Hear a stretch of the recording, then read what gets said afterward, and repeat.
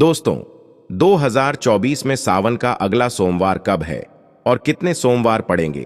सावन की समाप्ति कब है तथा रक्षाबंधन कब है? और अगले व्रत का पालन कैसे करें? व्रत में कौन सी चीजें नहीं खानी चाहिए? और एक ऐसा उपाय हम इस वीडियो में बताएंगे जिससे आपकी भोले बाबा की कृपा से 7 जन्मों की परेशानी भी दूर हो जाएगी। जानिए सब कुछ इस वीडियो में। सबसे पहले सुंदर सी इस वीडियो को लाइक करके कमेंट में लिख दें, हर हर महादेव, ओम नमः शिवाय। दोस्तों, सावन का महीना शिव भक्तों के लिए प्यार की सौगात लेकर आता है। यही वो महीना है जिसे हम प्यार का महीना भी कहते हैं।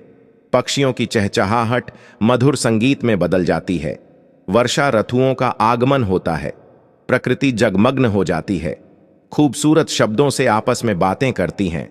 साथ ही साथ शिव भक्त बड़े जोरों शोरों के साथ सावन के महीने का बड़ी ही बेसब्री से इंतजार करते हैं। सावन में भगवान शिव धरती पर आकर अपने हर भक्त के घर में वास करते हैं और उनकी सच्ची भक्ति से धन धान्य करते हैं। सावन का हर एक दिन बहुत ही शुभ माना जाता है, हर दिन पवित्र होता है, हर दिन भगवान शिव की पूजा की जाती है। लेकिन सोमवार के व्रत की बात ही कुछ और होती है। ये एक पवित्र और शुभ दिन होता है, सोमवार का दिन। इस दिन व्रतधारी व्रत रखकर संपूर्ण फलों की प्राप्ति करते हैं और अगले दिन सावन के पवित्र महीने में फिर से सोमवार के व्रत के आने की कामना करते हैं, ताकि सावन में हम व्रत का फिर से संपूर्ण पालन और फल प्राप्त कर सके। दोस्तों, आपको बता दें, इस बार वर्ष 2024 में सावन का महीना 22 जुलाई को सोमवार के दिन पड़ेगा तथा सावन की समाप्ति होगी 19 अगस्त के दिन, और सावन के आखिरी सोमवार के दिन ही 19 अगस्त यानी सोमवार के दिन ही रक्षाबंधन का त्योहार भी मनाया जाएगा। दोस्तों, चलिए ऐसे में हम जानते हैं सावन के इस पवित्र महीने में कौन सी गलती नहीं करनी चाहिए जिससे कि शिव जी नाराज ना हो। और सावन व्रत में ये फल कभी मत खाना, नहीं तो भगवान भोले बाबा आपसे क्रोधित हो सकते हैं, आपका व्रत टूट सकता है।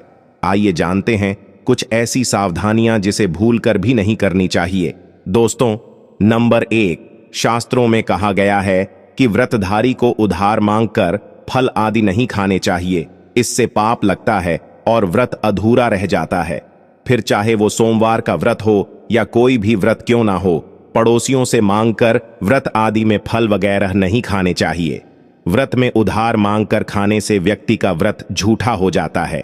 ईश्वर की शरण में आने से व्यक्ति को झूठ नहीं बोलना चाहिए, कर्ज नहीं लेना चाहिए, चुगली आदि भी नहीं करनी चाहिए, उधार मांग कर भी नहीं खाना चाहिए। अगर आपको कोई अपनी मर्जी से खाने के लिए व्रत में कुछ देता है तो उसे आप खा सकते हैं, लेकिन व्रत में कम से कम उधार मांग कर फल आदि नहीं खाना चाहिए। इससे पाप लगता है और व्यक्ति की पवित्रता भंग हो जाती है।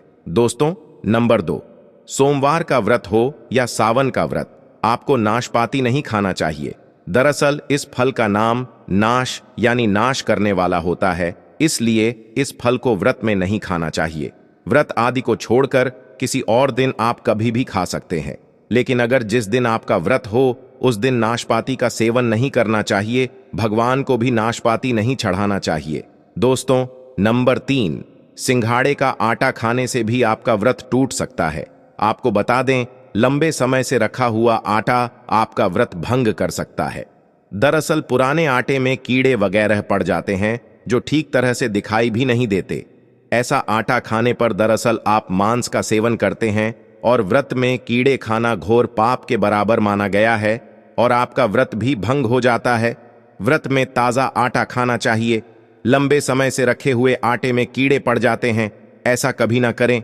व्रत हमेशा शुद्धता में ही रखना चाहिए।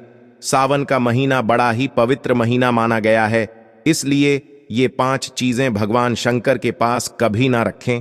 तो चलिए जानते हैं दोस्तों, नंबर 4, जहां रखा हो शिवलिंग या महादेव की कोई भी प्रतिमा तो वहां पर भूल कर भी चप्पल जूते लेकर नहीं जाना चाहिए। जरा सोचिए, जब आपके कमरे में कोई चप्पल लेकर प्रवेश करता है तो आपको कितना क्रोध आता है। इसी कारण महादेव भी आपसे नाराज हो जाते हैं और आपको मिलने वाला फल नष्ट हो जाता है। ऐसे में मंदिर में नंगे पांव ही प्रवेश करना चाहिए, क्योंकि चमड़े की चप्पल हमेशा अशुद्ध रहती है। इससे देव शक्ति नाराज होती है। दोस्तों, नंबर 5, अक्सर महिलाओं को मासिक धर्म आ जाता है और वो बिना किसी को बताएं पूजा पाठ कर लेती है, जो कि शास्त्रों में वर्जित माना गया है।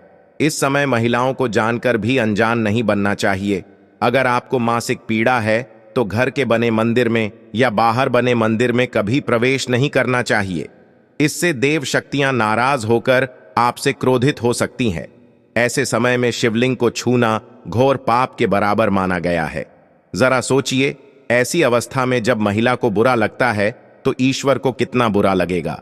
इसीलिए महिलाओं को ऐसी अवस्था में मंदिर यात्रा, घर में पूजा पाठ, भगवान की प्रतिमा को छूना या तुलसी में पानी भी नहीं डालना चाहिए। तुलसी का पौधा भी सूख जाता है। जब देव शक्तियां नाराज होती हैं तो लाजमी है कि घर में कंगाली और गरीबी, लड़ाई झगड़े होने लगते हैं। ऐसा कभी मत करना। दोस्तों, नंबर 6, शास्त्रों में बताया गया है कि जहां होता है शिवलिंग वहां पर सभी शक्तियां सक्रिय रहती हैं। अगर घर में हित है शिवलिंग तो वह व्यक्ति महादेव की कृपा सदैव पा लेता है। वास्तुशास्त्र के अनुसार शिवलिंग से हर वक्त ऊर्जा का संचार होता रहता है। इसीलिए शिवलिंग पर जलधारा हमेशा होनी चाहिए, जो ऊर्जा को शांत रखता है। कुछ लोग अपने घर में शिवलिंग तो रख लेते हैं, लेकिन वो 1 हफ्ते के बाद जल चढ़ाते हैं, जो कि बिल्कुल भी अच्छा नहीं माना जाता। अगर आप जल नहीं चढ़ा सकते तो आप अपने घर में शिवलिंग स्थापित कभी ना करें, जो कि गरुड़ पुराण में बताया गया है। इससे उल्टा घर में विनाश होता है। दोस्तों, नंबर 7, शास्त्रों में बताया गया है कि तुलसी और महादेव का बैर माना गया है। इसी कारण तुलसी में शिवलिंग और गणेश की प्रतिमा को नहीं रखा जाता। कई लोग जाने अनजाने में शिवलिंग को तुलसी में रख देते हैं और घर में परेशानियां आना शुरू हो जाता है। इससे महाशक्तियां क्रोधित हो जाती हैं। शिवलिंग पर तुलसी भी नहीं चढ़ाना चाहिए। तुलसी में और शिवलिंग में कुछ दूरी होनी चाहिए। दोस्तों, नंबर 8, घर का मंदिर या बाहर का मंदिर। किसी भी मंदिर में ऐसे व्यक्ति को प्रवेश नहीं करना चाहिए जिसने स्त्री प्रसंग अर्थात संभोग किया हो या उसने मांस खाया हो। अगर आप शारीरिक रूप से गंदे हैं तो मंदिर के आसपास भी नहीं जाना चाहिए। घर के बने मंदिर में कोई कपड़ा आदि डाल देना चाहिए। जरा आप ही सोचिए, क्या आप मांस खाकर या स्त्री के साथ शारीरिक संबंध बनाकर भगवान के पास जाएंगे और क्या वो आपसे प्रसन्न होंगे? बिल्कुल भी नहीं। वो आपसे क्रोधित हो सकते हैं और आपसे नाराज हो जाएंगे। शास्त्रों में इसे घोर पाप माना गया है। इससे व्यक्ति नरक में जाता है। ऐसा दुष्ट स्वभाव मनुष्य की बर्बादी का कारण माना गया है। ऐसा न करें।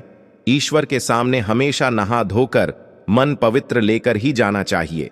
इससे सभी शक्तियां आपसे प्रसन्न रहती हैं। दोस्तों, सावन के महीने में महादेव को ऐसे बेलपत्र कभी मत चढ़ाना, बहुत ही अशुभ माना जाता है। दोस्तों, पौराणिक मान्यताओं के अनुसार बेलपत्र चढ़ाने से शिव जी का मस्तक शीतल रहता है। बेलपत्र से भगवान शिव की पूजा करने से दरिद्रता दूर होती है और व्यक्ति सौभाग्यशाली बनता है। इससे हनुमान जी भी प्रसन्न होते हैं, क्योंकि वे शिव के ही अवतार हैं और इस बात को शायद ही कोई जानता हो। दोस्तों, पहले आप ये जानें कि बेलपत्र का उपयोग और इसके लाभ कैसे मिलते हैं। दोस्तों, नंबर 1, तीनों लोगों में जितने तीर्थ स्थल प्रसिद्ध हैं वे सभी तीर्थ स्थल बेलपत्र के मूल भाग में स्थित माने जाते हैं। इस बात को शायद ही कोई जानता हो। दोस्तों, नंबर 9, यदि बेल का वृक्ष घर के बीचों बीच या पूर्व दिशा में लगा हो तो घर में धन धान्य की कोई भी कमी नहीं रहती और परिजन खुशहाल रहते हैं। नंबर 3, जो व्यक्ति वृक्ष के मूल भाग की गंध, पुष्प आदि से पूजा अर्चना करता है उसे मृत्यु के पश्चात शिवलोक की प्राप्ति होती है। दोस्तों, अब जानते हैं बेलपत्र से जुड़ी कुछ खास बातें। चतुर्थी, अष्टमी, नवमी, चतुर्दशी और अमावस्या तिथियों को संक्रांति के समय और सोमवार को बेलपत्र नहीं तोड़ना चाहिए। पूजा से 1 दिन पूर्व ही बेलपत्र तोड़कर रख ले। दोस्तों, आपको बता दें कि बेलपत्र कभी अशुद्ध नहीं होते। यदि आपको पूजा के लिए नया बेलपत्र नहीं मिल रहे हैं तो आप किसी दूसरे के चढ़ाए हुए बेलपत्र को स्वच्छ जल से धोकर भगवान शिव को अर्पित कर सकते हैं। दोस्तों, बेलपत्र में 3 पत्तियां होनी चाहिए। कटी फटी पत्तियों का बेलपत्र भगवान शिव को अर्पित गलती से भी मत करना। कटी फटी पत्तियों को अर्पित करने से शिव का अपमान माना जाता है और बेलपत्र का भी। इसलिए बेलपत्र की पत्तियां एकदम साफ होनी चाहिए। दोस्तों, सावन के इस पवित्र महीने में अगर जिस व्यक्ति को ये 5 संकेत मिल जाए तो इससे ये पता चलता है कि महादेव आपकी भक्ति से बहुत प्रसन्न है और आपको धनी होने से कोई भी नहीं रोक सकता। दोस्तों, कमेंट में हर हर महादेव अवश्य लिखें। महादेव अपनी कृपा हमेशा आप पर बनाए रखेंगे। तो चलिए जानते हैं दोस्तों। नंबर 10, बैल का दरवाजे पर आना। नंदी महाराज भगवान भोलेनाथ के वाहन है। नंदी को भगवान शिव का द्वारपाल भी कहा गया है। नंदी महाराज को बुद्धि और ज्ञान का प्रतीक माना गया है। शिव के मंदिर के बाहर हमेशा नंदी महाराज विराजित रहते हैं। लेकिन अगर सावन के इस पवित्र महीने में अचानक से नंदी महाराज आपके दरवाजे पर आ जाए और घर की चौखट को सींग मारने लगे, तब आपको समझ लेना चाहिए कि भगवान शिव आपके घर में आने वाले हैं, जो कि ये एक उनके आने का संकेत है। भगवान शिव आपकी भक्ति से बहुत प्रसन्न है और आपके घर में खुशियां आने वाली हैं। आपको धनी होने से कोई नहीं रोक सकता। लेकिन याद रहे, नंदी महाराज को तिलक लगाकर मीठा भोग जरूर खिलाएं। दोस्तों, नंबर 2, सावन के पवित्र महीने में अचानक से आपके सपनों में अगर शिवलिंग दिखाई दे जाए, अर्थात भगवान शिव दिखाई दे जाए, तो इसे आपको ये समझना चाहिए कि अब आपके जीवन से परेशानियों का अंत जल्दी हो जाएगा। भगवान शिव आपकी सच्ची आराधना भक्ति से बहुत खुश है और वो आपके घर में आने वाले हैं। ऐसे में याद रहे, शिव की भक्ति में कोई भी कमी नहीं आनी चाहिए। घर को गंदा मत रखना, क्योंकि आपके घर में भगवान शिव आने वाले हैं। दोस्तों, नंबर 3, शास्त्रों के अनुसार माना गया है कि नीलकंठ भगवान शिव का प्रतीक है। अगर आपके घर में सावन के महीने में नीलकंठ छत पर आकर बैठ जाए तो उसे भूल कर भी मत भगाना, क्योंकि ये भगवान शिव का प्रतीक माना गया है। ऐसे में आपको खुश होना चाहिए, क्योंकि भगवान शिव आपकी भक्ति से बहुत खुश है। शास्त्रों में बताया गया है कि नीलकंठ अगर मनुष्य के घर पर आकर बैठ जाए तो साक्षात घर में महाशिव के आने के संकेत माने गए हैं। अब आपके बुरे दिन जाने वाले हैं। कहते हैं श्री राम ने इस पक्षी के दर्शन करने के बाद ही रावण पर विजय प्राप्त की थी। दोस्तों, नंबर 11, सावन के पवित्र महीने में अचानक से घर में काला सांप निकल आए तो बहुत ही शुभ माना गया है। इसे बिल्कुल भी ना मारे।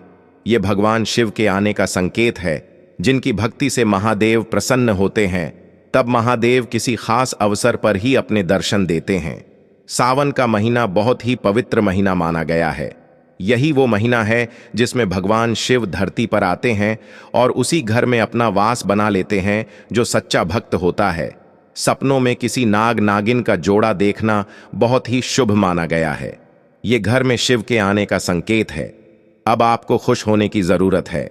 दोस्तों, नंबर 12, सावन के शुभ अवसर पर सोमवार के दिन डमरू की आवाज, घंटियों की आवाज सुनाई दे जाए तो ये अत्यंत शुभ माना गया है। इसका अर्थ ये है कि भगवान भोलेनाथ आपसे प्रसन्न है और जल्दी आपके घर और जीवन में प्रवेश करने वाले हैं, जिससे आपका आर्थिक संकट दूर होकर जीवन में सुख समृद्धि आने वाली है।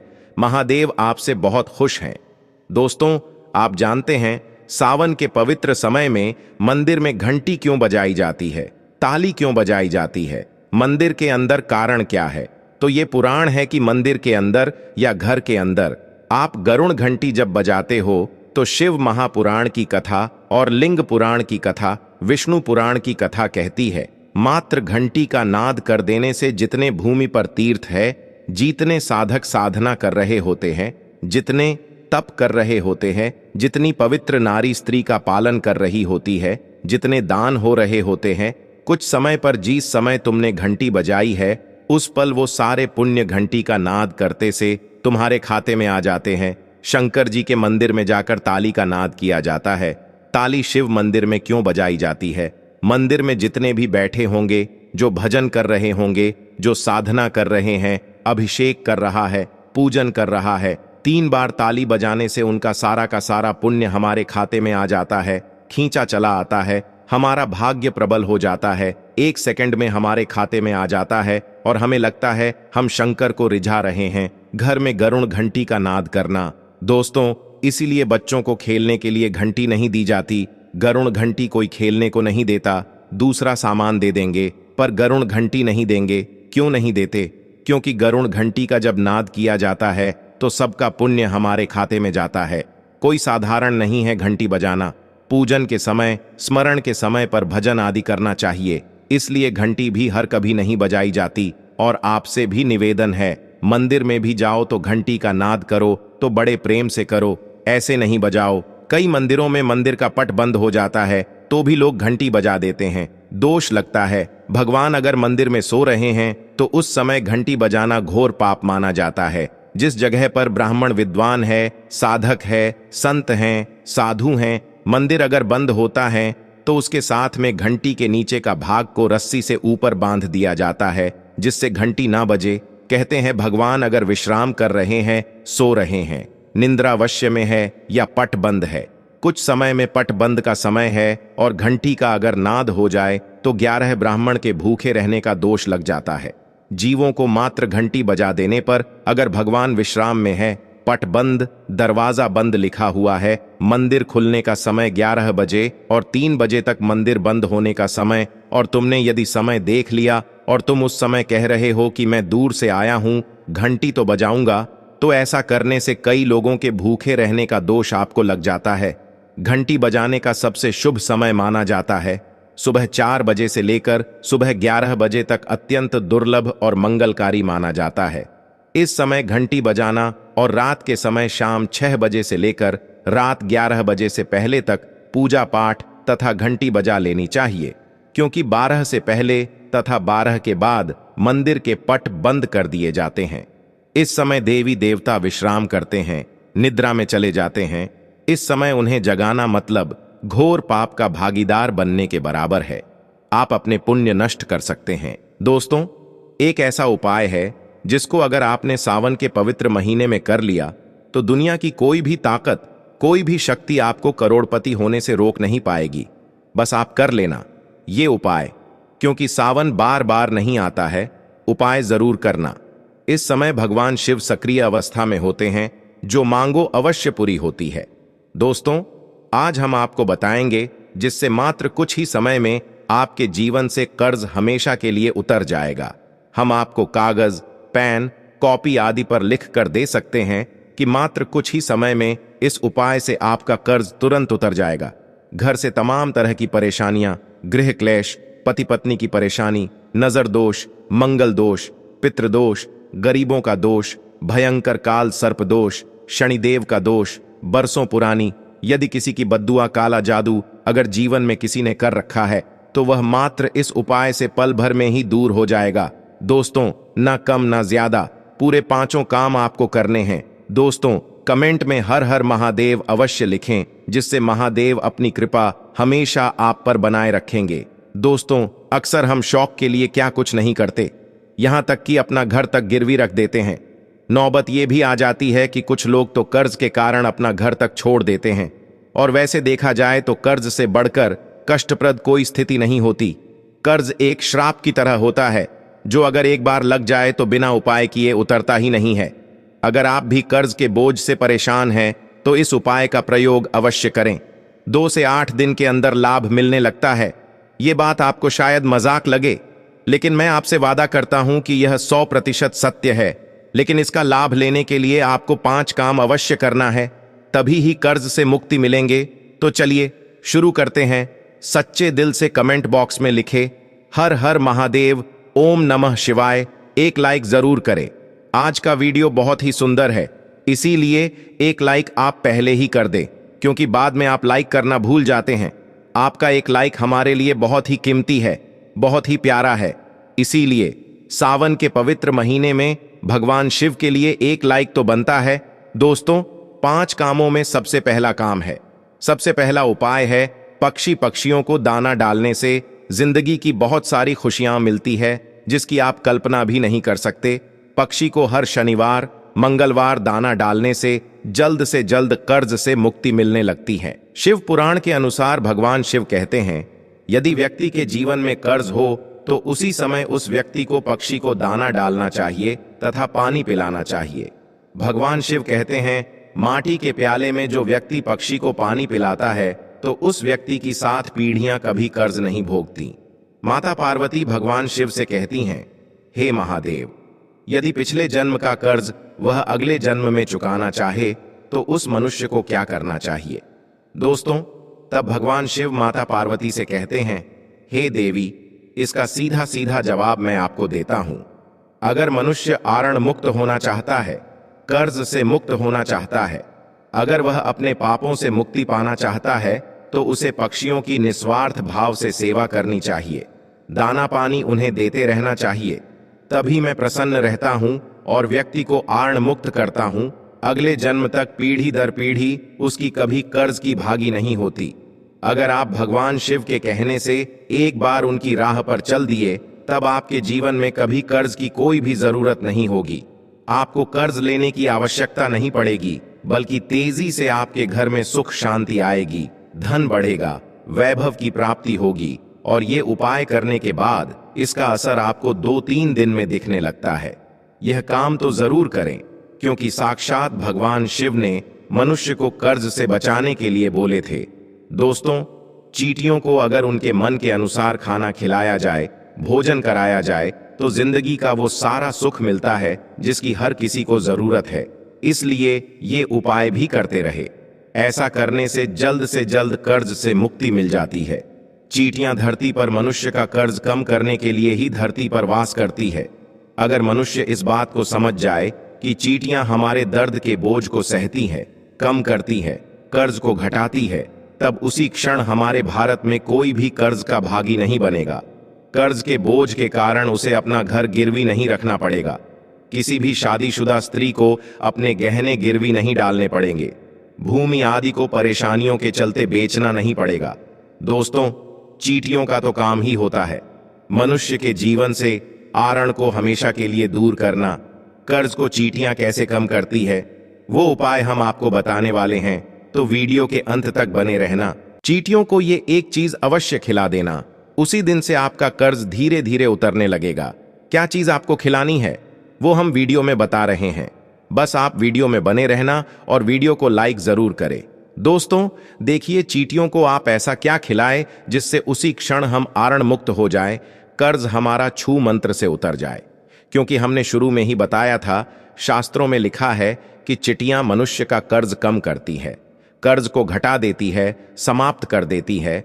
बस चींटियों को खिला देना। यह एक चीज शास्त्रों के अनुसार माना जाता है कि जब यमराज के दूत मृतक के शरीर से उसकी आत्मा यमराज जी के पास लेकर के पहुंचते हैं, तब उसे कुछ याद नहीं रहता। तब उसके कर्म को चींटी ही उसके कान तक पहुंचकर याद दिलाती है, और तब वह यमराज जी के सामने बोल पाता है। चिट्ठियों को गुरुवार, शुक्रवार, मंगलवार और बुधवार के दिन यदि बेसन के लड्डू खिलाते रहिए, यदि सावन के महीने में बेसन के लड्डू खिलाए जाए, तो चींटियां प्रसन्न हो जाती हैं और मनुष्य को आशीर्वाद देती हैं। चींटियों को ग्रहों की रानी कहा जाता है। नवग्रह का चींटियों में साक्षात वास होता है। वेद पुराण के अनुसार साक्षात चींटियां माता लक्ष्मी को आपके घर तक ला देते हैं। घर में माता लक्ष्मी को लाने का सबसे बड़ा हाथ चींटियों का ही होता है, क्योंकि चींटियां प्रसन्न तो माता लक्ष्मी भी प्रसन्न। चींटियों को चीनी खिलाने से ग्रह शांत होते हैं। ग्रह यदि एक बार शांत हो जाए तो मनुष्य खुद बा खुद राजा बन जाता है। करोड़पति महाधनी घर में तेजी से धन चुंबक की तरह खींचा चला आता है। ये दूसरा उपाय है, और आपको चींटियों को चीनी या बेसन के लड्डू जरूर खिलाने हैं, मत भूलना। और यदि आप चाहे तो मीठे बिस्कुट भी चींटियों को आवश्यक पूर्वकालीन खिला सकते हैं। बिस्किट हम भी चींटियों को इस दिन जरूर खिलाते हैं। दोस्तों, सावन के पवित्र महीने में बंदरों को अगर हर मंगलवार मीठा और चना डाला जाए, तो जिंदगी की वो हर मुश्किलें हल हो जाती हैं जिसकी हर व्यक्ति को जरूरत है। बंदरों को खाना खिलाने से बजरंग बली बहुत ही प्रसन्न हो जाते हैं और आपके सारे कष्ट हर लेते हैं। एक बंदर को मंगलवार के दिन भोजन कराने से 10 हनुमान चालीसा का फल प्राप्त होता है। 10 बंदरों को चना आदि केला खिलाने से 1000 बार हनुमान चालीसा पढ़ने का पुण्य प्राप्त होता है। दोस्तों, सावन में काल भैरव की सवारी, कुत्तों को मीठे बिस्कुट खिलाए जाए तो कर्ज से मुक्ति तो मिलती ही है, साथ ही साथ घर में लड़ाई झगड़े आदि और नकारात्मक ऊर्जा भी नष्ट हो जाती है। इसीलिए ये उपाय भी करते रहे। भगवान शिव को पशुपतिनाथ यूं ही नहीं कहा जाता, इसलिए काल भैरव की सवारी कुत्ते को सावन के महीने में भोजन अवश्य कराए। दोस्तों, अब बात करते हैं गाय के बारे में। दोस्तों, शायद आप जानते नहीं, गाय में सारे देवी देवताओं का वास होता है और इन्हें इसी कारण गौ माता के नाम से भी जाना जाता है। अगर हम गाय को पहली रोटी खिलाएं तो इसका असर आपको उसी दिन से ही दिखने लगता है और धीरे धीरे हमारे सारे समस्याएं खत्म हो जाती हैं। अगर आपको किसी बात का भय लगता है या फिर कोई चिंता सता रही है तो ऐसे समय में सावन में आपको अपने सर के ऊपर से 7 बार बेसन के लड्डू अपने सर के ऊपर से उतार करके किसी काले गाय को खिला दे। ऐसा करने से आपको कर्ज से मुक्ति तो मिलती ही है, साथ ही साथ हमारे सारे पाप भी मिट जाते हैं। 10 दिन के अंदर कर्ज से मुक्ति पाना है तो सावन में इन 5 उपाय को अवश्य करे, तभी ही कर्ज से मुक्ति मिलेंगे। पशुपतिनाथ के लिए एक लाइक तो बनता है। हर हर महादेव। सावन की हार्दिक शुभकामनाएं।